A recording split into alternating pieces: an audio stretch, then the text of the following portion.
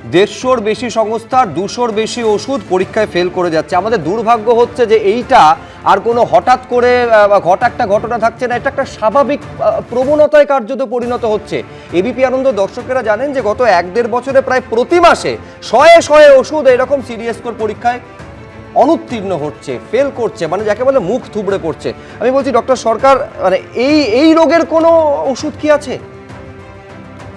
এই রোগের ওষুধ তো একটাই, যে যাদের ধরা হচ্ছে তাদের যদি দৃষ্টান্তমূলক শাস্তি না হয় এ তো চলতেই থাকবে। আর এটা খুব সিম্পল, কিন্তু যে আমরা একটা ড্রাগ কন্ট্রোল রয়েছে প্রত্যেকটা জায়গায়, সেন্টারে, স্টেটে, তারা যদি তাদের কাজটা ঠিকমতো করে এবং আইডেন্টিফাই করে, তাহলে চেইন অফ ইভেন্টস যে পরপর যে জায়গাগুলো আছে সেইগুলোকে উইথড্র করে নিয়ে কোম্পানিগুলোকে লক করে দেওয়া, এবং এটা যদি পরপর কয়েকটা কোম্পানিকে করা যায়, একদম বন্ধ করে দেওয়া, তাহলে কিন্তু বাকিরা ভয় পাবে যে না, এটা করা যাবে না। এটা 1 নম্বর।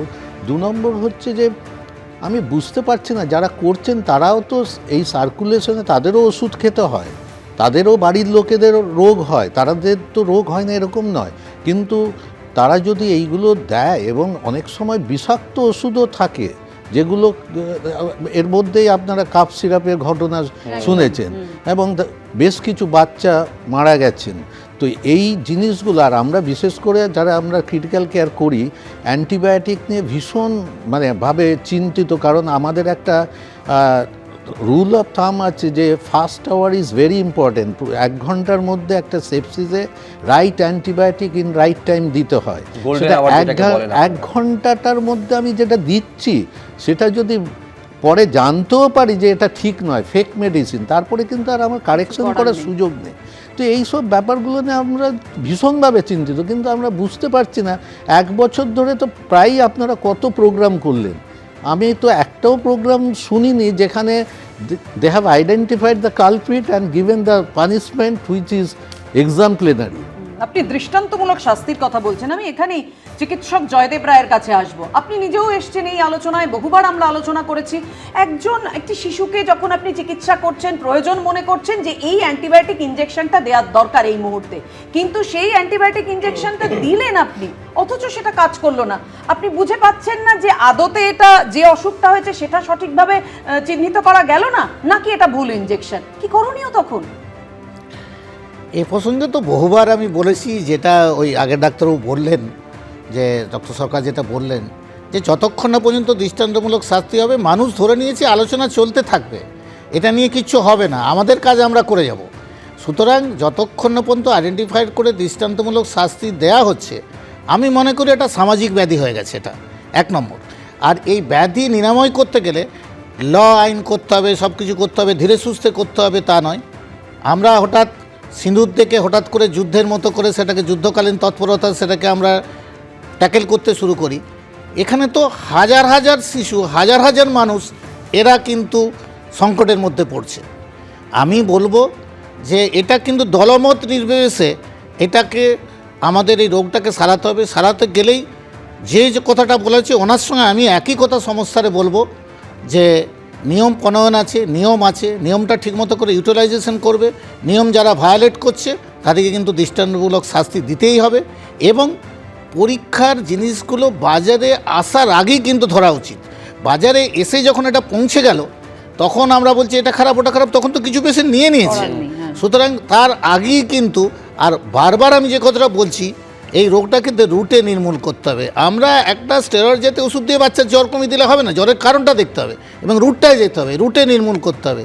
রুটে নির্মূল করা মানে যেই সংস্থা থেকে বেরোচ্ছে, যেখানে যাচ্ছে, কোন জায়গাতে গণ্ডগোল, সেগুলো দেখে সেগুলোকে রেকটিফাইড করা, এবং যারা করছে তাদেরকে কিন্তু ওই যেটা বললেন উনি, দৃষ্টান্তমূলক শাস্তি প্রদান করা, যাতে লোকে ভয় পাবে। আজকাল মানুষ ভয় না পেলে বোধহয় কাজটা ঠিক করা। আর সবচেয়ে বড় কথা প্রথম বলবো, যে মানুষের অনেস্টি যতক্ষণ না হবে, এই রোগগুলো সারানো যাবে না। না, আমি বলছি একেবারে আমাদের এন্ড থেকে, মানে যারা ধরুন অসুস্থ হই এবং অসুস্থ হওয়ার পর চিকিৎসকের দ্বারস্থ হই, চিকিৎসক একটা ওষুধ লিখে দিলেন, একেবারে গরিব মানুষদের কথাই চিন্তা করুন। কষ্টার্জিত টাকায় তারা সেই ওষুধটা, হয়তো অনেক ক্ষেত্রে দামি ওষুধ, কিনছেন, কেনার পরে রোগ সারছে না, এমনকি এই রকম যদি পরীক্ষায় অনুত্তীর্ণ হওয়া ওষুধ, ডাক্তারবাবুরা বলেন এই অনুত্তীর্ণ হওয়া ওষুধ বিষের সমান্তরাল, আমি তার মানে পয়সা দিয়ে খরচ করে আমি আসলে দোকান থেকে বিষ কিনছি। এইটা হচ্ছে সব থেকে বড় প্রশ্ন। আমি এইখানে দর্শকদের সামনে রাখবো প্রায় 150-র বেশি সংস্থার 207টি, আরও 207টি ওষুধ পরীক্ষায় ফেল করেছে। সিডিএসকো রিপোর্ট বলছে অ্যান্টিবায়োটিক ইনজেকশনে ব্যাকটেরিয়া ভাসছে। কাপ সিরাপ খেয়ে শিশু মৃত্যুর অভিযোগে বিশ্বজুড়ে কালো তালিকাভুক্ত হওয়া সংস্থা শ্রেষণ ফার্মাসিউটিক্যালস এবং রিলিফ বায়োটেকের তৈরি একাধিক ওষুধ দেশের বিভিন্ন জায়গায় ফেল করেছে। দেখুন, সময় যত আধুনিক ততই যেন জটিল জীবন, আর সেই জটিলতাকে ভয়ঙ্কর করে তুলছে নানা রকম রোগ ব্যাধি। জাল আর নিম্নমানের ওষুধে রমরমা কেড়ে নিচ্ছে রাতের ঘুম। এরকম একটা সময়ে উদ্বেগ বাড়িয়ে চলেছে central drugs standard control organisation বা সিডিএসকোর একের পর এক রিপোর্ট। ফেল করলো 150-র বেশি সংস্থার 207টি ওষুধ। কিন্তু ঠিক কী কারণে ফেল করলো এত ওষুধ? সিডিএসকোর রিপোর্টে বলা হয়েছে অ্যান্টিবায়োটিক ইনজেকশন মেরোপেনেমে ভাসছে ব্যাকটেরিয়া। সেফট্রিয়াক্সন, অ্যামোক্সিসিলিনের মতো গুরুত্বপূর্ণ ব্যাকটেরিয়া সংক্রমণ ঠেকানোর ইনজেকশন ফেল করেছে স্টেরিলিটি টেস্টে। অ্যান্টিবায়োটিকের বিকল্প হিসেবে ব্যবহৃত কলিস্টিমিথেট সোডিয়াম ইনজেকশনে ভাসছে ব্যাকটেরিয়া। খিঁচুনি কমাতে ব্যবহৃত ইনজেকশনের ভায়ালে ভাসমান কঠিন পদার্থ। অপারেশনের আগে রোগীকে অবশ করার জন্য ব্যবহৃত হয় বিউপিভ্যাসাইন ইনজেকশন। কলকাতার কেন্দ্রীয় ড্রাগ ল্যাব বলছে ইনজেকশনের ভায়ালে মিলেছে ক্ষতিকারক পদার্থ। কাপ সিরাপ খেয়ে শিশু মৃত্যুর অভিযোগে বিশ্বজুড়ে কালো তালিকাভুক্ত হওয়া সংস্থা শ্রেষণ ফার্মাসিউটিক্যালস এবং রিলিফ বায়োটেকের তৈরি একাধিক ওষুধ ফেল করেছে দেশের বিভিন্ন জায়গায়। চেন্নাইয়ের সংস্থার তৈরি শিশুদের প্যারাসিটামল সিরাপে মিলেছে দূষিত পদার্থ। এই যে প্যারাসিটামলের যে ইম্পিউরিটি সাবস্টেন্সগুলো থাকে, সেই ইম্পিউরিটি সাবস্টেন্স 3 ধরনের ইম্পিউরিটি সাবস্টেন্স বেশি পাওয়া যায়। প্যারা অ্যামাইনোফেনল, প্যারা ক্লোরো অ্যাসিটানিলাইট, আর একটা হচ্ছে পিএনপি, সেটা হচ্ছে প্যারা নাইট্রোফেনল। এই যে 3টে সাবস্টেন্স বললাম, এগুলোর এফেক্ট কী? অর্গান ড্যামেজ করছে, লিভার ড্যামেজ করছে, কিডনি ড্যামেজ করছে, বিভিন্ন ধরনের ইরিটেশন করছে, চোখের ইরিটেশন করছে, স্কিনের ইরিটেশন করছে, ইভেন ক্যান্সার পর্যন্ত হতে পারে। রক্তের অক্সিজেন ক্যারিং ক্যাপাসিটি কমে দিচ্ছে। তাহলে এটা কত ক্ষতিকারক, কত মারাত্মক থিং। শুধু দূষিত পদার্থ নয়, অন্যান্য কারণেও ফেল করেছে বহু ওষুধ। সিডিএসকোর রিপোর্টে বলা হয়েছে অ্যান্টিবায়োটিক ট্যাবলেট সেফিক্সিমে ওষুধের পরিমাণ মাত্র 20.54%। জম্মু কাশ্মীরের সংস্থার তৈরি ইনজেকশনের উপাদান হিসাবে ব্যবহৃত জলের নমুনা ফেল করেছে বিশুদ্ধতা যাচাইয়ে। মুখে দেওয়ার 3 মিনিটের মধ্যে যে ভিটামিন ট্যাবলেটের গলে যাওয়ার কথা তা দীর্ঘ সময় পরেও দ্রবীভূত হচ্ছে না।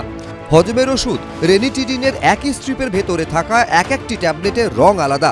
অ্যান্টিবায়োটিক ট্যাবলেট অ্যামোক্সিসিলিন ও পটাশিয়াম ক্ল্যাভুলেনেট, একই স্ট্রিপে 10টি ট্যাবলেটের মধ্যে 4টি ওষুধ ঠিক মাত্রায় আছে, 3টি ওষুধের মাত্রা বেশি, 3টিতে কম।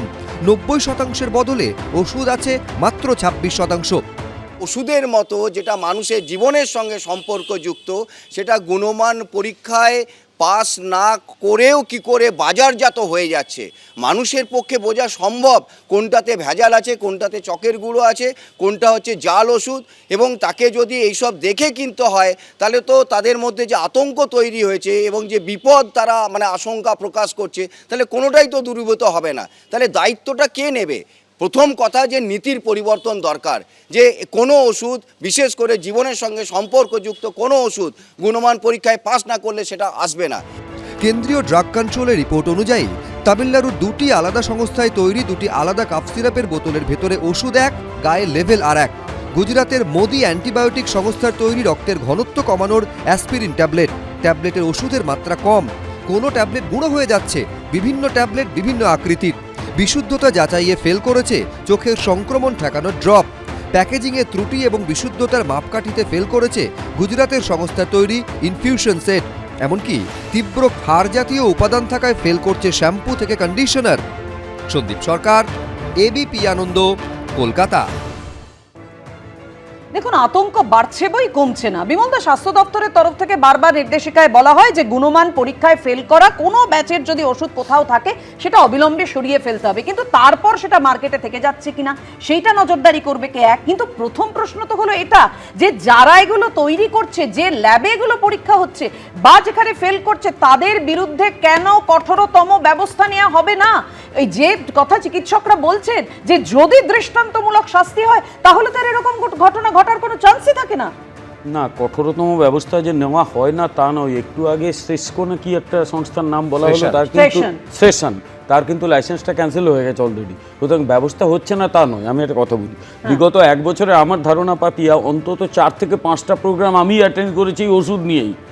এবং আপনি নিশ্চয়ই দেখছেন ধারাবাহিকভাবে ফেলই করে যাচ্ছে একের পর এক একটা ওষুধ। দিক হচ্ছে যে অ্যালার্ট আছে সরকার এবং বিভিন্ন ওষুধগুলো ধরা পড়ছে, এটা ভালো দিক। কিন্তু ভয়ের দিক হচ্ছে এরপরে ওষুধগুলো ধরা পড়ছে, এখনো কিছু কোম্পানি তারাই কাণ্ডগুলো করে যাচ্ছে। তাদের সাইজ করতে হবে, কাট্টু সাইজ করতে হবে। ডাক্তারবাবু একটা কথা বললেন যে যারাই প্রডিউস করছে, প্রডিউসার, তাদের কি ফ্যামিলির লোকজন খায় না?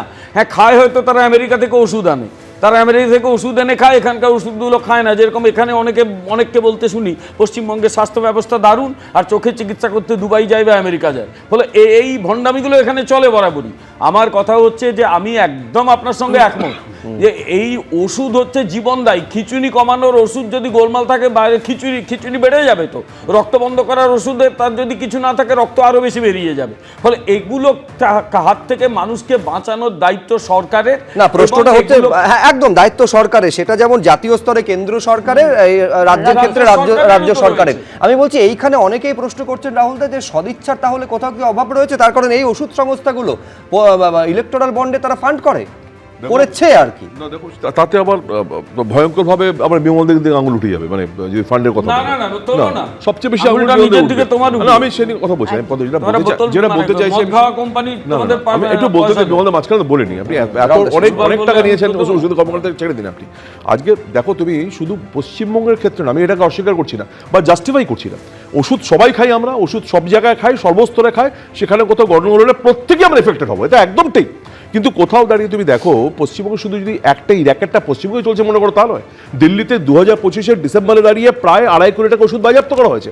সেখানে বেডনামেট সির মতো ওষুধ ছিল, সেখানে ফেয়ার অ্যান্ড লাভলির মতো ওষুধ ছিল। সুতরাং এগুলো জালি হচ্ছে না, মানে ক্রিম ছিল, বা লুপিন বা তোমার জনসনের ওষুধ জালি হচ্ছে পন্ডিচেরিতে। সুতরাং আজকে বিভিন্ন কোম্পানি বলো খবর জারি হচ্ছে। অবশ্যই প্রশাসনের কড়া পদক্ষেপ প্রয়োজন। এবিপি আনন্দ, এগিয়ে থাকে, এগিয়ে রাখে।